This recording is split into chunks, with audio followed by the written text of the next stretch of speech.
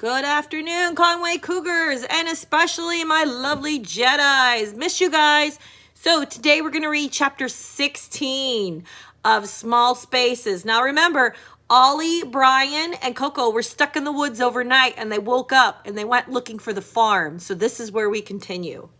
They didn't see any other people at all, and they were thirsty by noon, but they had to make the water bottle last. All kinds of hazards lay under the leaves, mud and puddles and roots to trip you. They had to pick their way along, skidding on the wet leaves.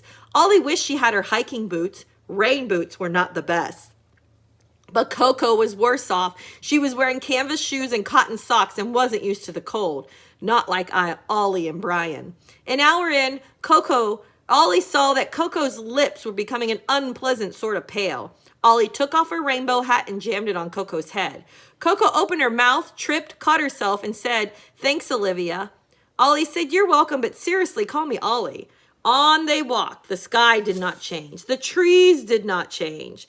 Ollie would have wondered if they were going in circles, except that she and Brian were taking turns to blaze the trees as they passed with a gold marker from Coco's backpack. A few times Ollie thought she heard a rustle in the leaves, like a bird or a squirrel.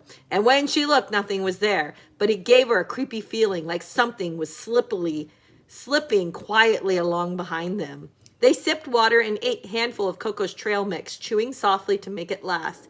Brian stayed in front, and Ollie stayed in back. They did it on purpose, keeping Coco in the middle. They didn't trust her not to get lost. "Guys," Brian yelled from ahead of them, "I think I see something." Both girls hurried to catch up. Coco, Ollie thought critically, looked like she was tripping only every 10 steps now. An improvement.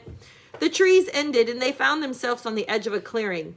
In the middle of the clearing was a tidy white house. Ollie stared at it like it was a mirage. Of all the things she was expecting in this creepy forest, a cozy cabin was not one of them. Ollie smelled wood smoke and laundry and something spicy. Coco's eyes were shining. "It's okay. We're not lost anymore. We can call my dad from here." "Hello," Coco yelled. Someone waved in answer. A lady stood in the yard hanging laundry. She wore a baggy old dress and her hair was a friendly brown and laid down her back. Coco and Brian ran forward. Ollie followed, frowning. There was something weird about the scene, and she didn't quite know what it was. The woman caught sight of them. "Look at this," she cried, smiling. "3 of them, as I live and breathe. At lunchtime, too. Are you hungry?" "Yes, thank you," cried Coco. Ollie still hung back. She was thinking of Hansel and Gretel and the witch's gingerbread cottage. But the lady seemed, nice, ordinary. And she was a person, not a scarecrow. Her eyes weren't white, but reassuringly blue. "Come in, my duck," she said. "You look cold."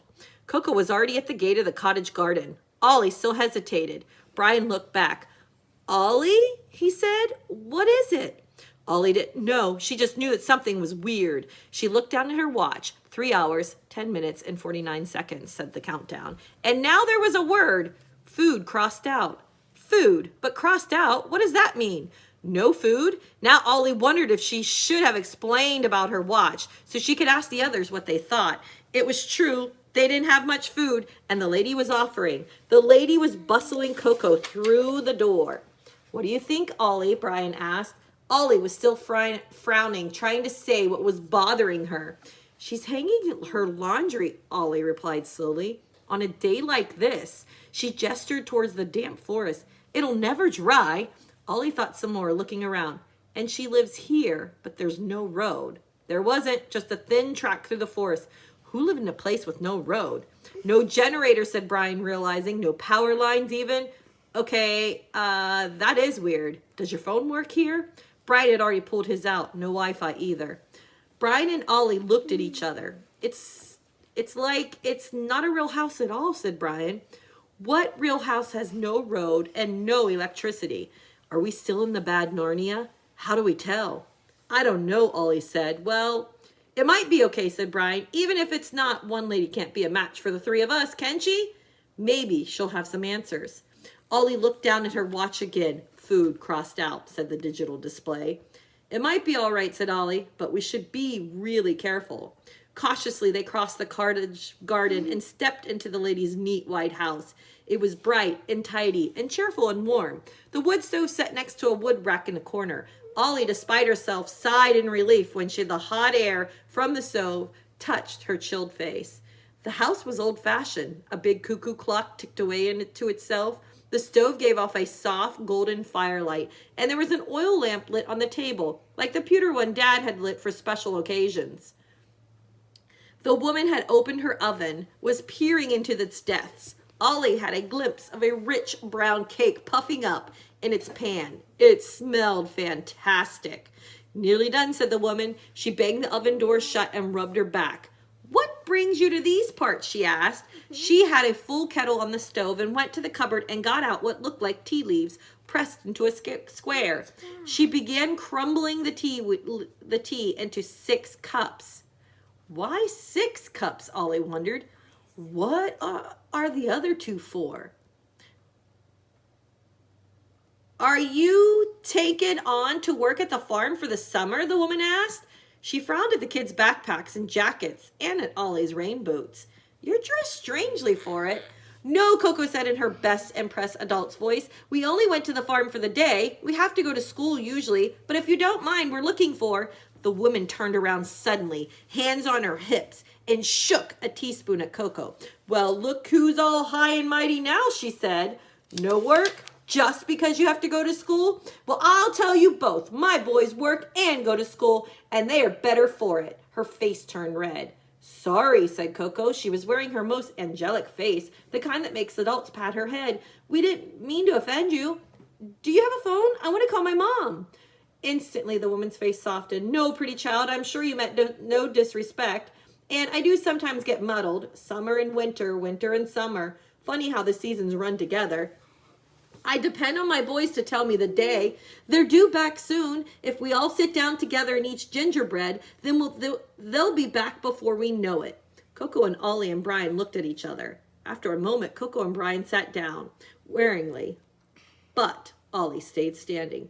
Yes, the old woman went on. They'll be home soon, very soon. She bustled with the tea and gingerbread. She whispered to herself as she worked, Mother's waiting. She's waiting. The lady opened the oven and took out the gingerbread. Sometimes it seems like I do more waiting than not these days. The gingerbread came plunk down in the middle of the table. The woman cut 6 generous slices, and heaped each plate high. She smiled at her visitors. There, dears, she said. Isn't this nice? Oh, yes, said Coco. Very nice. I'm Coco Zittner, and this is Brian's Battersby and Olivia Adler. Thank you so much for the food. What's your name? I'm Mrs. Webster, the lady said cheerfully, though everyone calls me Kathy. Brian's glance flew to Ollie's. Coco, intent on being angelic, hadn't really registered the name. Do you know anything about scarecrows? Brian asked the woman. Kathy was putting more logs on the fire. Scarecrows? She asked vaguely. What? Out in the corn? Kathy Webster is dead, Ollie thought. Her bones are in the graveyard. They're so festive in the fall with pumpkins, Kathy went on. Ollie broke in sharply. Your sons, when are they coming? Soon, said Kathy and smiled. I'm keeping the stove hot for them. They will have baths by the fire and good hot tea. Both Brian and Coco had picked up their steaming gingerbread as they listened. What are their names? Whispered Ollie. The lady looked surprised. Why, Jonathan, she said, and Caleb, of course. A rap came sharp on the window and Ollie spun. In each window was a face. 2 smiling scarecrow faces. 2 scarecrows dressed in old-fashioned black suits. Ollie screamed short and sharp, just as Brian and Coco gagged together. It was not gingerbread they had bitten into. It was some foul thing, moldy and dry. They each spat out a mouthful of rotten dust. They were on their feet, hemmed in. Then a bony hand wrapped around Ollie's wrist. Oh, no. Ollie screamed again, and the woman didn't look alive anymore. Her face was shriveled, her mouth falling in. Tell them to come in, Kathy whispered. Please tell them to come in. They come to the door and I can hear them crying in the night, but they never come in. Tell them I've been waiting in this place. How long? I don't remember anymore. Long and long and long and long. The fire was out in the oven. The shutters rattled. The china was all covered with dust and it was icy cold. Oh no. Ollie wrenched free. We have to go, she cried. There are scarecrows right outside, snapped Brian. We have to risk it, said Ollie. The bus driver said they're only dangerous at night, remember? The bus driver who brought us here, demanded Coco. The woman had hurried to the window. My boys, my dear ones, please. She was fumbling at the windows, and beyond her were the blank, smiling faces of scarecrows. Come on, said Ollie. The three of them ran, tripping over the threshold. The two scarecrows stood outside, one at each window. Somehow they were not looking into the house anymore, but they were watching the kids run, still smiling with their wide smiles. The laundry was rotting on the line and the shutters banging and banging and banging. Ollie, Coco, and Brian dashed into the woods, dodging trees, wild in panic. Sure, the scarecrows were marching behind in them, steady pursuit, while their dead mother wailed in her cold house. Oh my goodness, guys, that is pretty scary. So that is the end of chapter 16. Tune in tomorrow for chapter 17. Have a great day, everyone. Bye.